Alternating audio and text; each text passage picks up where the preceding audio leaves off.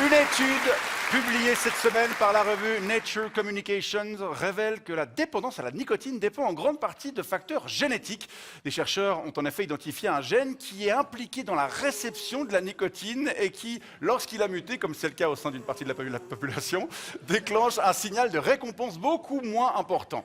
Les personnes fumeuses, qui sont porteuses de certaines mutations de ce gène, consomment ainsi près de 80% de cigarettes en moins que celles qui sont porteuses du gène non muté. De quoi ouvrir la voie au développement de médicaments qui pourraient faire baisser drastiquement l'addiction à la nicotine et permettre de lutter plus efficacement contre le tabagisme. On va en parler avec vous, Christophe Studer, bonsoir. Bonsoir. Vous êtes le président de l'association Swiss Tobacco Lovers qui fédère les amateurs romans de cigarettes. Alors, comment vous réagissez à cette étude qui montre que si vous êtes accro, c'est peut-être la faute de vos gènes? Alors d'abord, je tiens à dire que je suis pas accro, moi. Je suis amateur. Ah ouais. Autrement dit, je fume par amour pour le tabac. Ouais, c'est beaucoup plus romantique comme rapport. Vous fumez combien? Oh, en ce moment, je suis à 3 ou 4. 3 ou 4 cigarettes par jour? Alors c'est moins bien que zéro, mais ça va encore. Non, pas 3 ou 4 par jour. 3 ou 4 par heure. Non, chez Swiss Tobacco Lovers, on compte les CH ou les CS, pas les CJ. C'est quoi ces abréviations? CH, c'est cigarette par heure, CJ, c'est cigarette par jour, puis CS, c'est cartouche par semaine. Là, j'ai un peu diminué, je suis à 2 CS. Deux cartouches, ça fait donc 20 paquets par semaine. Ouais. Alors au-delà du risque que ça représente pour votre santé, ça représente aussi une somme. Ouais, je suis à quoi là? Je suis à 170 balles par semaine. Ouais, ça fait dans les 9000 balles par année. Ouais, l'équivalent d'une Audemars Piguet tous les 3 ans. Ouais, D'entrée de gamme. on peut dire que c'est mon petit luxe d'entrée de gamme à Ouais, moi. c'est ça. Audemars Piguet, dont on recevra l'ancien patron dans une dizaine de minutes. Mais donc vous pourriez économiser beaucoup d'argent si un nouveau médicament pouvait vous aider à maîtriser votre dépendance. Mais je suis pas dépendant, moi. Je suis pas dépendant. Moi, je fume pour le plaisir.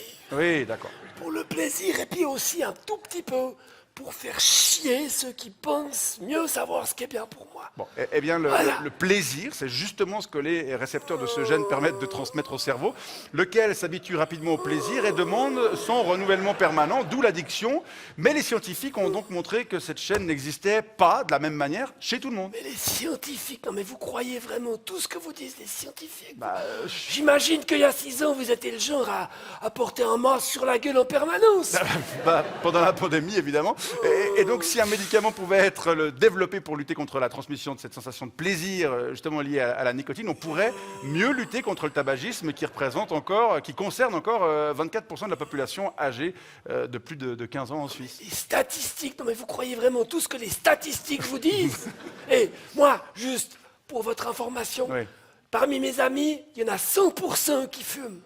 Voilà une statistique. Bon, même s'il faut reconnaître que j'ai de moins en moins d'amis. Ben oui, parce que le tabac provoque 9500 décès par an dans notre pays, soit 26 par jour, ce qui représente 15% de la mortalité totale, soit un décès sur 7. Mais vous voulez pas arrêter avec tous ces chiffres? Ça me donne envie de m'en allumer une. Ok.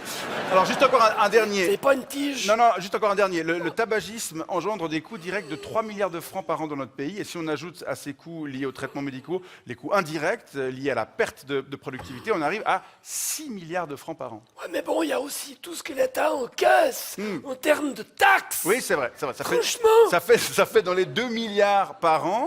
Et si on soustrait ce montant des coûts totaux et qu'on rapporte le résultat à la population, on découvre que le tabagisme coûte dans les 450 francs par an et par habitant. Ah ouais.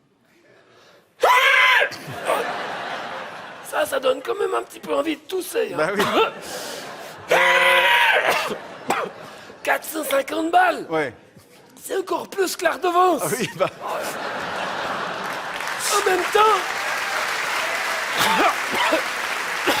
En même temps... Ouais. Si je peux me permettre, il faut dire qu'on est tous d'accord que fumer, ça apporte beaucoup plus de plaisir. Ah oui. Vous êtes sûr que ça va? Monsieur Studer, vous êtes sûr que... Vous venez de me cracher du sang sur la main, si jamais... Je sais pas si- Ça va? Bon, on va voir Tout si va super. on va vous trouver un petit verre d'eau. Christophe Studer, président de l'association suisse Tobacco Lovers, on vous remercie pour ce témoignage et on vous souhaite une bonne soirée. Merci beaucoup. Merci.